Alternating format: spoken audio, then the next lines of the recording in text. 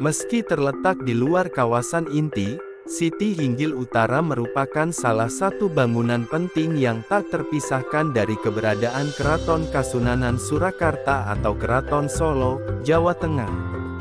Bangunan bersejarah dan syarat dengan nilai-nilai budaya dengan arsitektur terbuka tersebut dibangun pertama kali tahun 1701 menurut perhitungan kalender Jawa atau 1774 Masehi.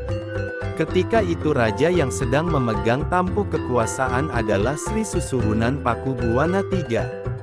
Dalam bahasa Jawa, Siti mengandung tanah, sedangkan Hinggil adalah tinggi. Sehingga dalam pandangan harfiah, Siti Hinggil memiliki makna sebagai tanah yang tinggi. Kemudian dari sisi filosofis, dapat diartikan sebagai simbol perjalanan hidup, di mana setiap orang akan mencapai derajat yang lebih tinggi.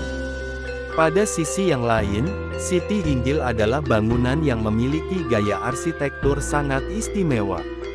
Salah satu daya tariknya terletak pada adanya semacam ruang atau bangunan kecil yang dinamakan Bangsal Manguneng. Ruang ini tertutup oleh kaca dengan lapisan kain putih di bagian dalam dan tidak pernah sekalipun dibuka, kecuali ketika ada proses penjamasan atau pencucian pusaka. Di dalam Bangsal Manguneng, memang tersimpan pusaka keraton yang sangat legendaris, bernama Nyai Setomi.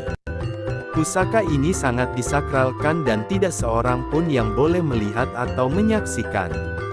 Bahkan ketika ada prosesi penjamasan atau pencucian, abdi dalam atau petugas yang menjalankan tugas tersebut harus mengucap sumpah lebih dulu. Isi sumpahnya antara lain tidak boleh menceritakan bentuk dan wujud pusaka Nyai Setomi ke orang lain. Sedangkan dari segi fungsi, Siti Hinggil adalah tempat khusus yang digunakan untuk menggelar upacara adat Jumenengan atau penobatan dan kenaikan tahta Raja Baru. Ada sebuah batu alam yang dinamakan Watu Gilang ditanam di depan ruang penyimpanan pusaka Nyai Setomi. Konon, Watu Gilang tersebut berasal dari era Blambangan. Dalam setiap penobatan Raja Baru, ada prosesi khusus di mana Raja Baru tersebut harus duduk di atas Watu Gilang. Ini merupakan simbol bahwa Raja Baru tersebut harus siap mengemban tugas memberi pengayoman kepada rakyatnya. Selain itu menjadi lambang kekuasaan dan kekuatan, baik dari segi fisik, mental, dan spiritual. Lokasi bangunan Siti Hinggil di masa lalu. Sebelum ada pembangunan Siti Hinggil, area lokasinya dipercaya sebagai bekas rumah kediaman Ki Gede Salatiga.